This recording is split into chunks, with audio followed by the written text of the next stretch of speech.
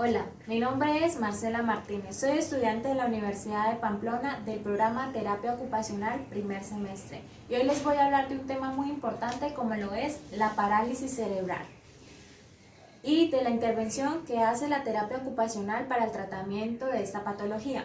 Para hablar de la parálisis cerebral vamos a tener en cuenta lo siguiente. ¿Qué es la parálisis? ¿Qué tipos de parálisis existen? ¿Qué causa la parálisis? ¿Cuáles son los factores de riesgo? ¿Cómo se diagnostica una parálisis cerebral? ¿Y cuál es el tratamiento que recibe? La parálisis cerebral es un grupo de trastornos que afecta el movimiento, el equilibrio y la postura. Cuando hablamos de parálisis hace referencia a los problemas que hay o la dificultad para realizar la función de los músculos. Y cuando hablamos de la parte cerebral hace referencia a la afección que hay en la corteza motora cerebral, que es la que permite o dirige dichos movimientos musculares.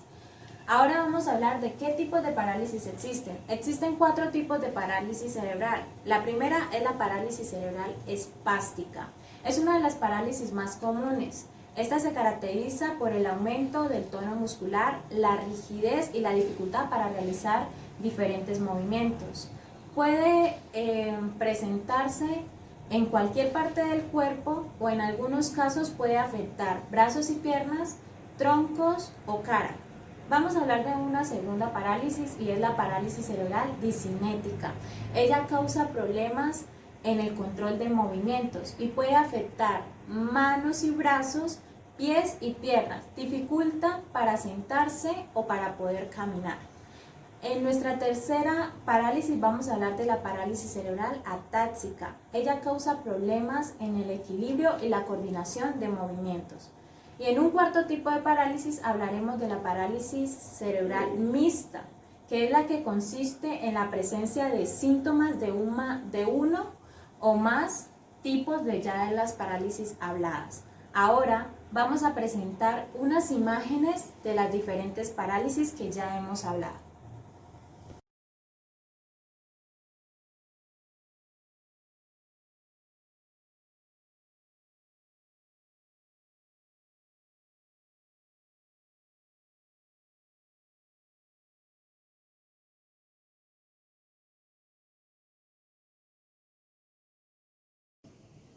Ahora vamos a hablar de qué causa la parálisis cerebral y cuáles son los factores de riesgos para presentar una parálisis cerebral. La causa de la parálisis cerebral es un desarrollo anormal del cerebro y esto puede ocurrir cuando la corteza motora cerebral no se desarrolla de forma normal durante el crecimiento del feto o cuando hay una afección en el cerebro antes, durante o después del nacimiento. Algunos factores de riesgo son las infecciones o los problemas de salud que presenta la madre durante el embarazo o en el momento del parto. Entre ellas está el nacimiento prematuro, infecciones, enfermedades como la hipertensión, problemas de tiroides y en casos más severos la preeclampsia. También es conocido como un factor de riesgo la ictericia severa. Cuando hablamos de ictericia severa hace referencia al exceso de bilirrubina en la sangre, que lo que hace es que el niño se observe su piel de color amarillenta. Cuando hablamos de los problemas que presenta la madre en el momento del parto, podríamos hablar de una hipoxia neonatal. Esto quiere decir la falta de oxígeno al niño en el momento del nacimiento. También se ve por otro lado otros factores de riesgo como la incompatibilidad del RH o la exposición a toxinas, entre otros. Ahora vamos a hablar de cuáles son los signos y cómo se diagnostica una parálisis cerebral. Cuando hablamos de los signos hace referencia a lo que podemos observar o evidenciar. Esto quiere decir que se observará un retraso en el desarrollo del crecimiento del niño.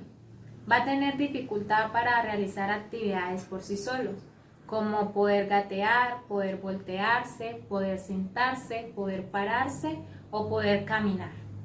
Además de esto también se evidenciará dificultades o problemas a nivel físico. Se notará un aumento de tono muscular, rigidez, y la dificultad para realizar ciertos movimientos, deformaciones en miembros superiores o miembros inferiores.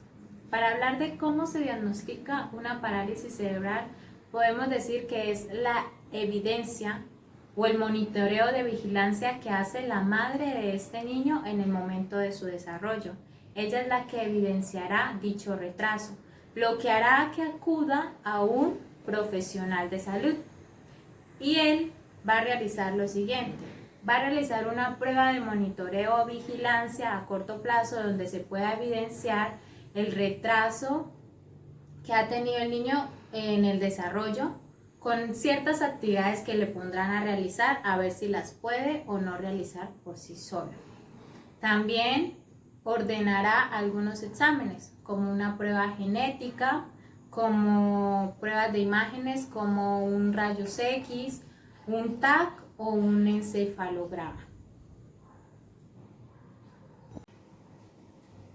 El terapeuta profesional hará una intervención de la siguiente manera: la anamnesis, que es el estudio de la historia clínica ya dada por el médico profesional que atendió en primera instancia al niño y diagnosticó la parálisis cerebral. Luego, se hará una valoración realizando la aplicación de modelos o enfoques propios en la terapia ocupacional. Se tendrá en cuenta el enfoque de Bobat y la teoría de integración sensorial de Ayres.